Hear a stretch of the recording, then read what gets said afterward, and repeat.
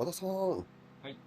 本日はどういったものを作られますか？は今日はペーパーホルダーのトイレットペーパーをいはい。入れとくっていうかあれですね。設置して、で、こうやって出す、ペーパーホルダーなんですけああ、なるほど。はど。い。これはどういった意図で作ろうと思ったんですそうそう。うち、そもそもペーパーホルダー、うちトイレ3箇所あるんですよ。か？はい。3階、2階、1階、それぞれ1箇所あって、はい。で2階はペーパーホルダーあるんですけど、え1と3がないんですよ。え。なるほど。3ペーパーホルダーなくて、そのまま置いてて。で、うち、いろいろそういうところがあちこちにあって、はい。あの、なんか後々自分でこだわったものを作んねん言うて、ほんでほったらかしてるところ結構あるんですよ。なるほど。この家10年ぐらい前に建てて、えで、いろんなところにそんなあって、自分でちょっとずつ作っていく言うときながら、ほったらかしてて、え。はい。それが、嫁からとうとうクレームが来たっていう感じで。じゃあ、これをきっかけにトイレのペーパーホルダーがはい。つくことによって、これでクレームが来なくなるとはい。いう感じですかね。はい。かしこまりました。では、楽しみにしております。はい。ここの隙間何本にするかとかね。結局図面で上下とか正面とかまっすぐ見たところからになるじゃないですか。はい。ほんなら、実際ってほぼほぼね、現物になったら、そこまでもう真正面とかから見ることなくて、大体斜めから見るじゃないですか。えその時にね、なんかええ感じになるかとか、え。うんうん。そんなん難しいですよね。どんな形かわかります？まだ想像できないです。正直まだ想像できないですけど。ほんまですか。はい。これが正面なんですよ。これ正面で、これ横からで、これトイああ、レットなるほど。ペーパーホルダー。はいはいはいはいはい。もう、この一枚一枚がね、こういう形は4種類あるんですけど、積み重なって、なるほど。今理解しました。ははい。ほんで、ボルトで締まってて、間にいはいはい。これがスペーサーみたいな感じになってて、ここだけちょっと切り離されてて、はあ、はあ、はここから出るみたいな。あ。あー、なるほどなるほど。想像できました。こっち、一番端と、一番手前のここは、ここが塞がってるみたいはいはいはい。な。ここからここがこう開いてるみたいな。はこい。れはまた、めちゃくちゃおしゃれなのできそうですね。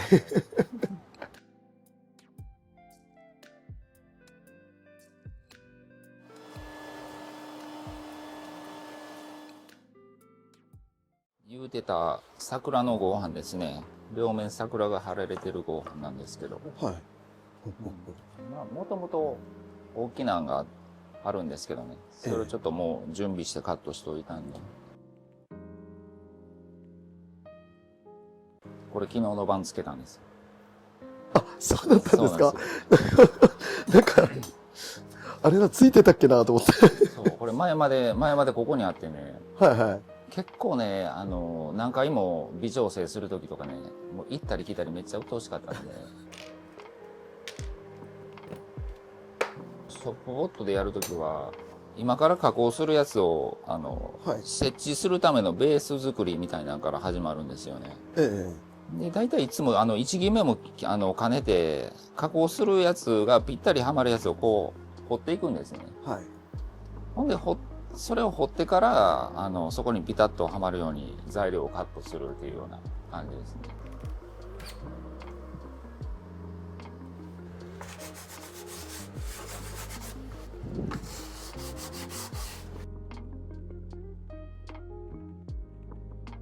L 型のね、うんうん。ブロックみたいなのを置いて、ほんで、その中にはめるっていうあ、やり方でなるほやりますよ。ど。わかりました。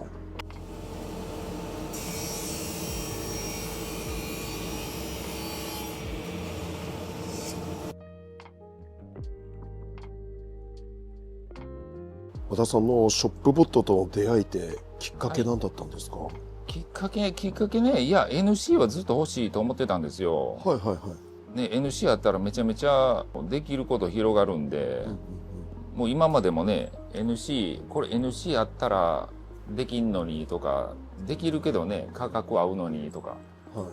そんなんはなんぼでもあったんですけど、まず手頃な価格とサイズですね。はなんかがっつりした工業用の NC 言ったらもう、ね、普通に4メーター ×3 メーターとかね、はい。そういう感じになってしまうんで、えもうここに置いたらもうそれだけになってもらうじゃないですか。えね、そもそもこういう小さい小型のって選択肢があんまりないんですよ。はそれはあれですわ。近畿大学のはい近大の、学生がね、ここの代理店に就職するいう、その人と知り合うたんですよ。あ、そうなんですか。そう。ほんでインターンで結構これの設置とか、これ使って何かやるとか、まあまあもう学生の段階からね、これに関わってる子がおって、はでそのこと知り合うたんで、結構いろいろ詳しく聞くことできてね、い。えもう導入しよう思って。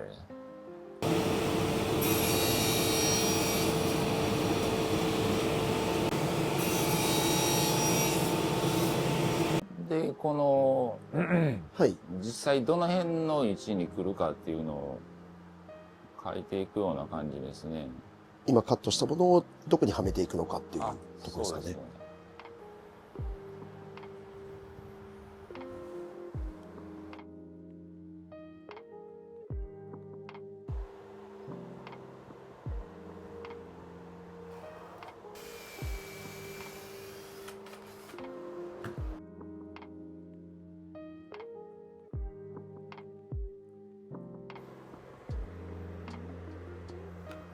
これ今何を固定されてるんですか？はこれが加工するやつなんですけど、い。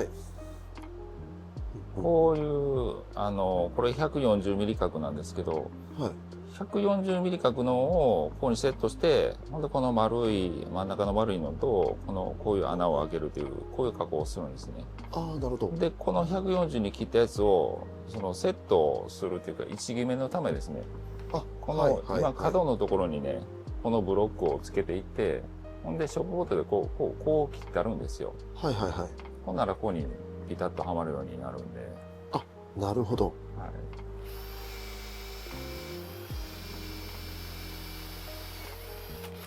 この固定していく方法もね、はい。なかなか重要っていうか、えいかになんか、時間かからんとしっかり固定するかみたいな、えはい。そんなんもね、あるんで、結局なんか自分でアップデートしていくみたいな感じですけど、ああ、なるほど。ショップボットでカットしていくにあたって、やっはい。ぱりこういう固定の仕方も事前に考えておく必要があるんですね。そうですね。だからそれこそ固定の仕方間違ってしまえば、はい。うまくやっぱりショップボットでもカットできないですし。そうですね。あとはなんか効率ですよね。ああ、はいはい。一個だけやるときと、数やるときとまた違ったりするし、今回はなんかちょっと一番ややこしいっていうか、ね、やんのは1台やけど、結構パーツ数はね、同じような形のものが何個もあるんで、はい、数門と一点門の間みたいな感じですよね。ええ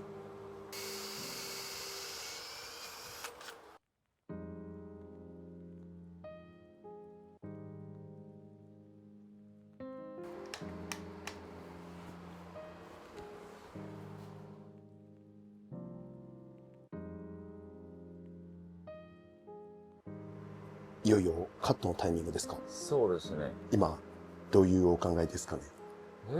いやもう間違わんように言う感じですね。もうあれなんですよね。はい。結構ショップボットでデータ上でやるんで、手作業ではありえへん失敗が起こるんでね。ああ。なんかもう、ね、深さめっちゃ深なってるとか。はいはいはい。ほんまは、今回はここ加工しないのに、ここを加工することになってるとか、なるほど。そういうのを見落としたりすると、またなんかこれはこれで気をつけることがありますよね。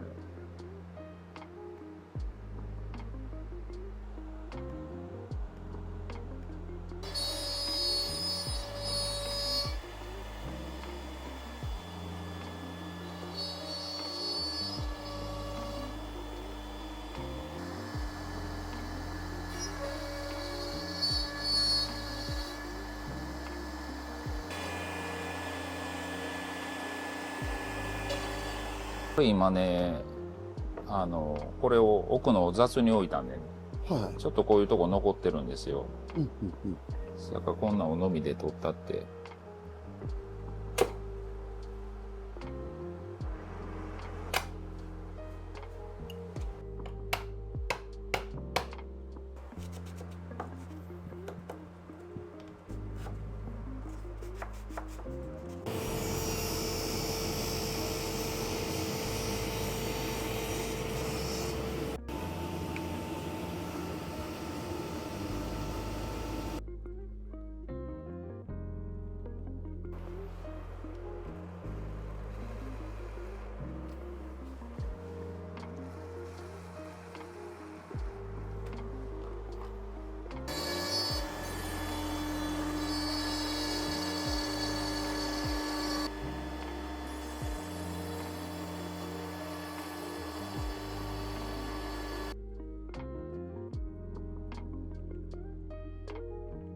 なんか気になったんですか？これがね、これまあまあ深いんですね。これここまでいかんとあかんから、はいはいはい。この部分がここに当たるかな思って、あそこまで行った時に。あ、なるほど。深さが届かない可能性がある。そうですね。もうだからそのまま行ってまうから、ここがここにガー当たりながらね、行ってもうたりするんですよね。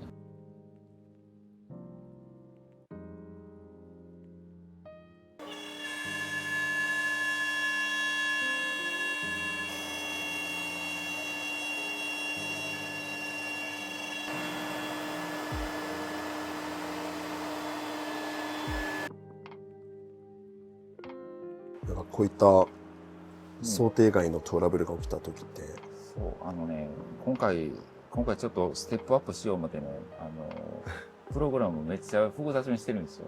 あ、そうなんですね。めっちゃ複雑やけど、これがバシッと決まったらめっちゃすんなりいくみたいなね。はいはいはい。そんな感じにやってて、じゃあもう一種のこう挑戦みたいな。そう、なかなか、いや、ほんま難しいですね。なんかもうめっちゃ刻んでね、もう一個ずつ上げていったりしたら、確実やけど、めっちゃ時間かかるじゃないですか。ええ。それをもうなんか、最小限の動きで、みたいな感じでね。はい。んで、プログラムその代わりめっちゃややこしになってるみたいな。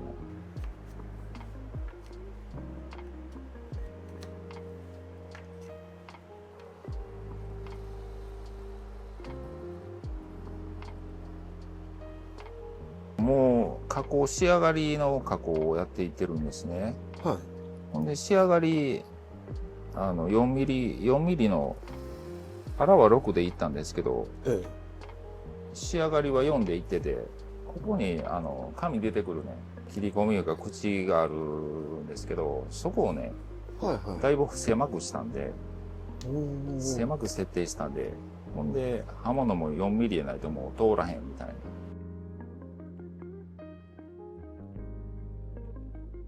小田さんが今回このペーパーホルダーのデザインをうん。思いついたきっかけとかってあります？影ってね、なんかこういう形好きなんですよ。はい前も、もうはるか昔ですけどね、20年ぐらい前もね、なんかこんなんで、こういう構造で椅子を作ったことあって、えそう。ただもうあれ、手作業なんでね、え。はいもうアはホほど時間かかりますけど、こういう、なんていうか、面を並べていってみたいい。はいはい。な。ね、普通この面を使うんじゃないですか。ええ。それをこう並べていって、なんかここに座るとかね。なるほど。なんかそういうのが好きで。その並べて麺を作るみたいなそう感ですそう。じですねええ。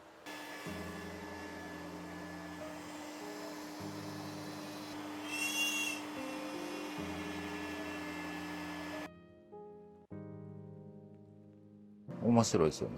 はい。ちょっと形が見えてきましたね。和田さんの中で、ここまでの作業で思うこととかってあります？いや、もうややこしいなというか、これをどうね、間違わんように分かりやすく整えていくかっていう。なんか例えばファイル名にもう全部情報も分かるような形にするのかとか。はい。だからこういうのはもうバシッとね、今なんかちょっと修正しながらやってますけど、はい。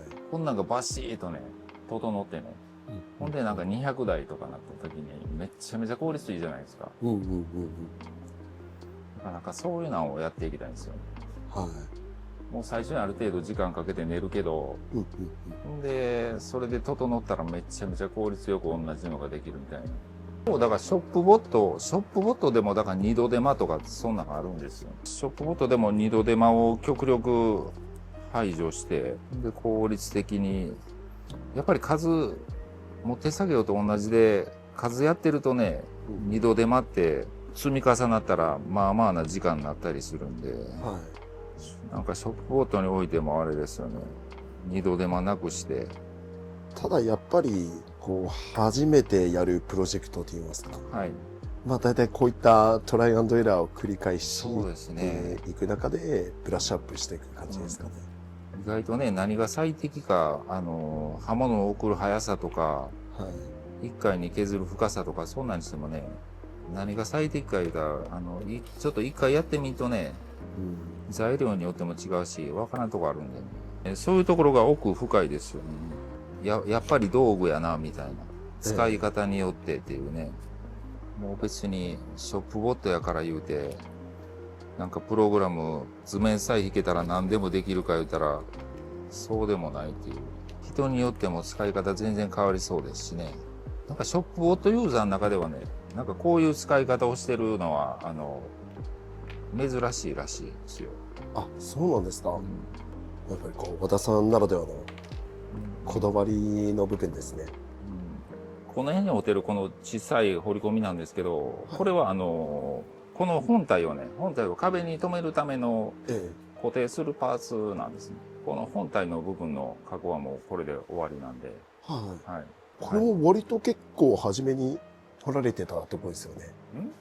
あ、そうそう。割と冒頭部分で。もう、ベースのこの準備は全部最初にやっとこうかな、みたいな感じで。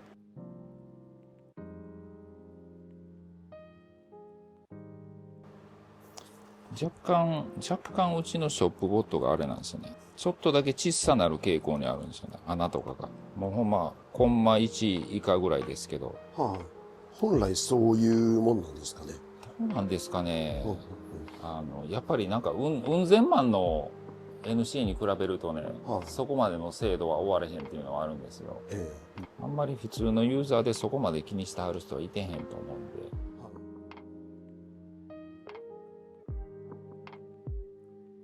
はい。本体以外のパーツをこれから作っていくんですけど、はい。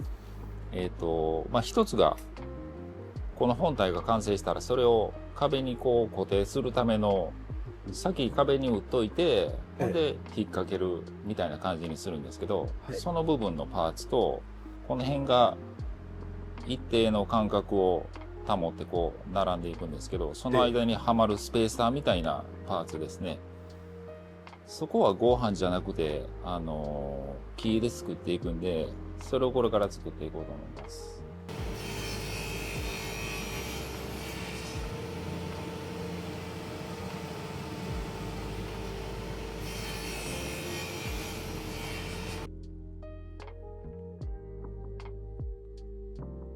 確認していって、両方です。これが取り付けの後ろの部材で、これはサイズを切って、あそこにカチッとはまるようにしてっていう感じですね。なるほど、なるほで、これはスペーサーになるやつなんで、言うたらここから円筒を作らなあかんのですよ。ど。ああ、なるほど。その前段階を今、まず、仕上がりが10パイの丸なんで、はい。まず12ミリの角を作ってから、ほんでさっき穴開けてもうてっていう感じですね。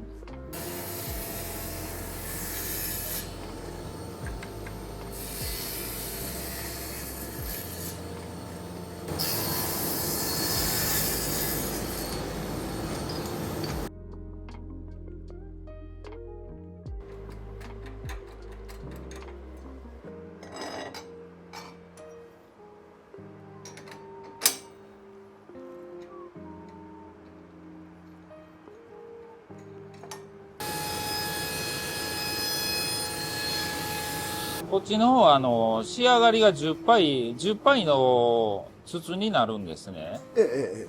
仕上がりが10パイの筒なんで、まず12ミリ、12ミリの角材にしてからそれを丸くしてあいくっていう感じで。あ、なるほど。はい。ほんで今、さっき粗切りっていうか粗取りバーっと割って、今 14.5 ぐらいなんで、はい。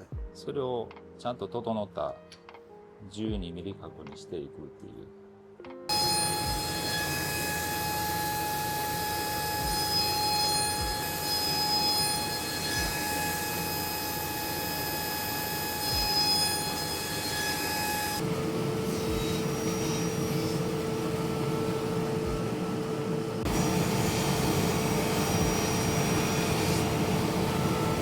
次はこれの中心に穴を開けるんですけど、はい。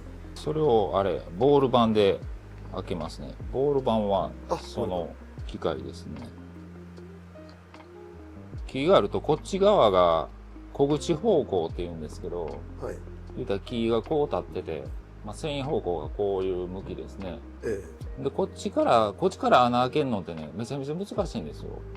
うん難しいいうか、こう、繊維方向がこうなってる、こっちから開けるのってね、もう、刃物が入った瞬間、どっちかにね、逃げやすくて、はいだからこれだけの長さでも、こう、両側から中心を貫通させるっていうのが意外と難しくて、えで、普通に開けてるだけだと、もう絶対ずれるんで、はい何工程か手順を踏んで開けるっていう形になるんですけど、そう、いや、もう小口方向はね、もう全然ちゃんと開かへんので、この黄色いのはね、はいセンターを出す道具で、こう、ちょうど中心に線が引けるんですよね。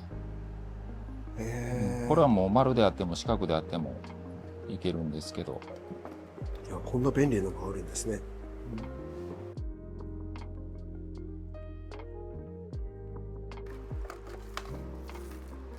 めちゃくちゃ種類ありますね。やっそうなんですよ。ぱりどのサイズがどこにあるっていうのもうん、すぐわかるもんなんですね。気ついたらえらい溜まってんないう感じですけど。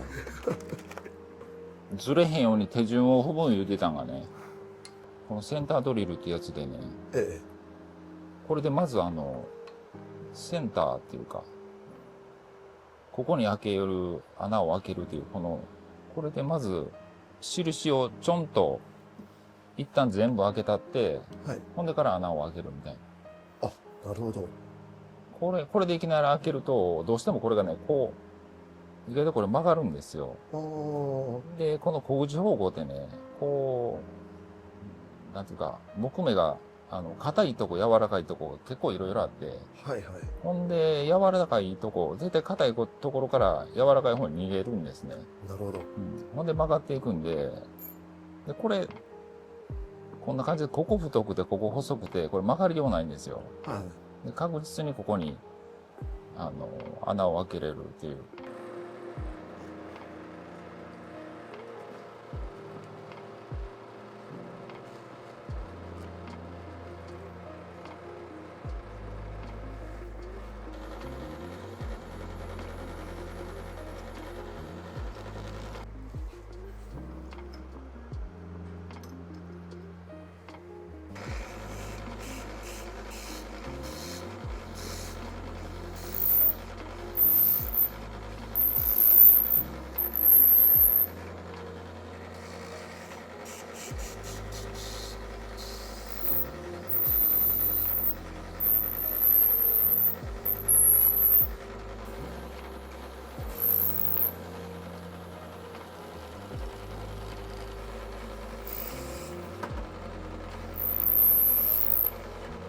まあだから、これでだいぶ精度よくはなるんですけど、はい。なんか若干はね、ずれてると思うんですよ。ああ、ちょっと怪しい。もうほんまに精度よくやろう思ったら、もうそもそもこのやり方ではちょっと難しいっていうか、はい。意外と金属とかの方が、あんまり木目ってないじゃないですか。うんうんうんうん。その木目の、ね、材料の中の不均一さみたいなのないんで、はもう全体塊どこも均一なもんとして扱えるっていうのが、い。今度は、穴を広げる感じですかね。そうですね。これで、あと、今この辺まで行ってると思うんで、はい。それをどっちでいこうかな。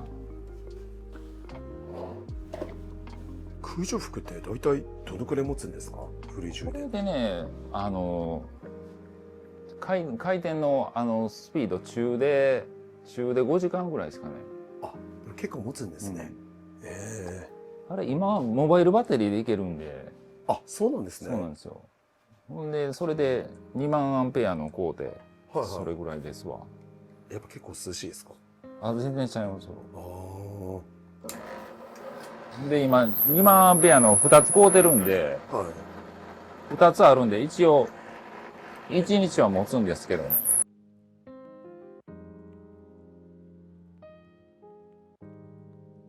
真ん中の方ずれてるんで、穴はもう、貫通っていうか、行き来してるはずですけど、はい。若干段差できてるから通らないですよ。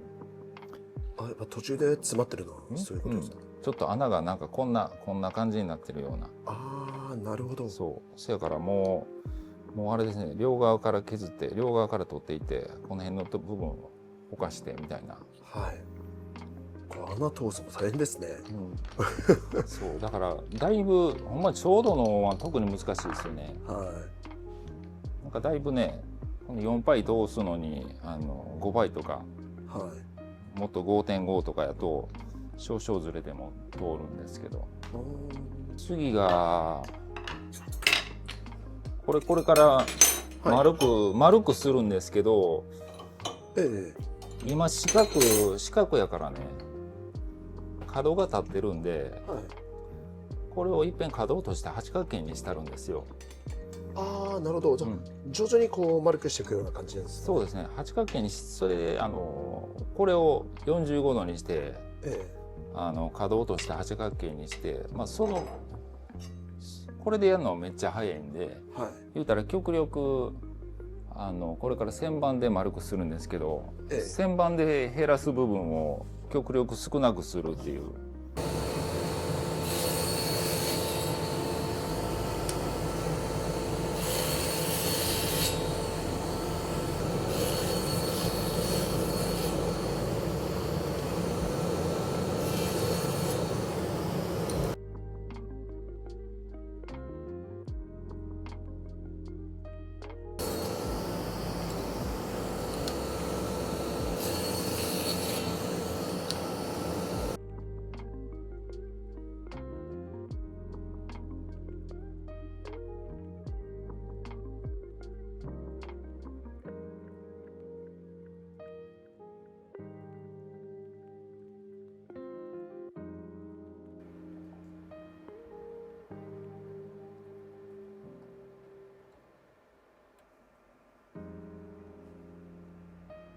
今手動でね、はい。これのプログラムを組んでいってるんですよ。今まず12ミリ角にして、ほんでそれを八角形にして、ほんで次これで丸にするんですけど、はい。はい。それをねこういきなり12八角形から10パイの丸作るのにめちゃめちゃ削らなあかんからね、負荷かかるんで2回に分けて削ろうとしてるんですけど、なるほど。最初11にしてほんで10にしてっていう感じで。ああ、ちょっとずつ。そうそうでそのプログラムをね手動で作るんですけど、はい。なんかめっちゃいろいろ打ち込んでいかなあかんのですよ。あそれがねもうたまにしかせんからね、もう完全に忘れてもうてるから今それに近いプログラムを見つけて、それを改造しようとしてるんですよ。一からはちょっと難しいんで。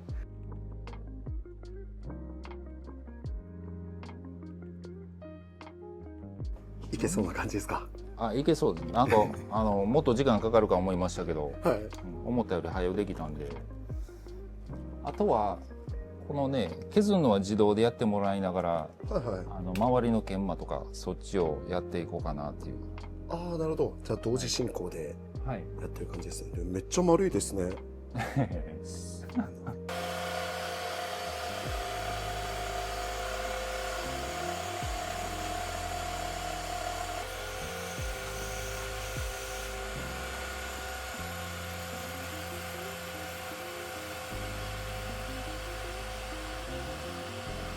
もうそっちはなんかもう難関超えたっていうか、は時間経ったら勝手にできていく感じなんで、こっち進めますわ。い。了解です。まあ、待ちつつ、先の作業を進めつつっていうところですね。ちなみに次はどういう工程に向けてですか。壁に固定するためのパーツですね。はい。それも NC ショックボットの加工があるんで、はい、本体分全部終わったんですけど、あとこのパーツだけショックボットの加工残ってるんで、はい、別にどっちから先やってもよかったんですけどね、はい。もうさっきこっちやってからあっちのスペーザーとか丸作るやつやったらよかったんですけど、はい、とりあえず一番難しい気がかりの方から先もうやっとこう思って。あ、なるほど。はい。